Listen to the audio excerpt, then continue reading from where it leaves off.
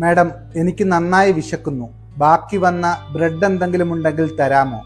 യുവാവ് ചോദിച്ചു. ഇത് കേട്ട കാഷ്യർ നെറ്റി ചുളിച്ചു. സാർ, പണമില്ലെങ്കിൽ ഒന്നും തരാൻ കഴിയില്ല. യുവാവ് തല കുനിച്ചു നിന്നു. അയാളുടെ കൈകൾ വിറയ്ക്കുന്നുണ്ടായിരുന്നു. 2 ദിവസമായി ഒന്നും കഴിച്ചില്ല. തീർച്ചയായും ശമ്പളം കിട്ടുമ്പോൾ ഞാൻ പണം കൊണ്ടുവന്ന് തരാം, അയാൾ പറഞ്ഞു. ഇത് കേട്ടുനിന്ന ഒരു ജോലിക്കാരൻ ഇപ്രകാരം പറഞ്ഞു. ഇത് ബേക്കറിയാണ്, ആശ്രയ കേന്ദ്രമല്ല. ഇത് കേട്ട് അവിടെയുണ്ടായിരുന്ന പലരും ചിരിച്ചു.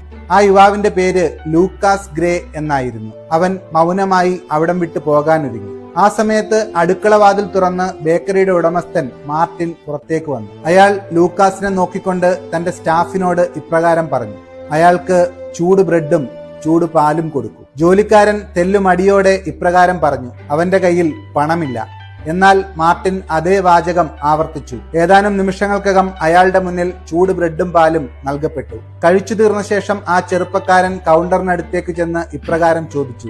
സാർ, ഞാൻ താങ്കളുടെ ഫോൺ ഒന്ന് ഉപയോഗിച്ചോട്ടെ? ഫോൺ കണക്ട് ആയപ്പോൾ അയാൾ അമ്മയോട് ഇപ്രകാരം പറഞ്ഞു. അമ്മേ, ഇത് ഞാനാണ്. വിഷമിക്കരുത്. അച്ഛന്റെ ഓപ്പറേഷനുള്ള പണം ഞാൻ എങ്ങനെയെങ്കിലും തരപ്പെടുത്തും. ഫോൺ വെച്ച ശേഷം നന്ദി പറഞ്ഞ് അയാൾ പോകാനൊരുങ്ങി. അപ്പോൾ മാർട്ടിൻ 2 പാക്കറ്റുകൾ അയാളുടെ കയ്യിൽ കൊടുത്ത്, ഇത് വെച്ചോളൂ, പോന്ന വഴിക്ക് ഉപകാരപ്പെടും എന്ന് പറഞ്ഞു.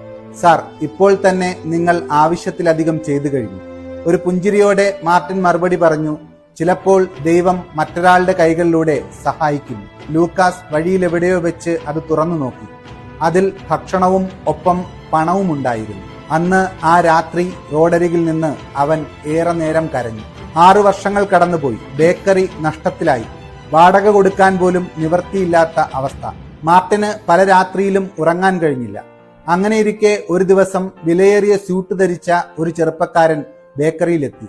അയാൾ ബ്രെഡും ചൂട് പാലും ഓർഡർ ചെയ്തു. സന്തോഷത്തോടെ അത് കഴിച്ചതിന് ശേഷം അയാൾ കൗണ്ടറിലെത്തി എത്രയായി എന്ന് ചോദിച്ചു. $12. അയാൾ പണം നൽകി പുറത്തേക്ക് നടന്നു. സാർ, താങ്കൾ അധിക പണം ട്രാൻസ്ഫർ ചെയ്തിരിക്കുന്നു, മാർട്ടിൻ പറഞ്ഞു. അയാൾ തിരിഞ്ഞു നോക്കി പറഞ്ഞു. പിഴവൊന്നുമില്ല മിസ്റ്റർ മാർട്ടിൻ.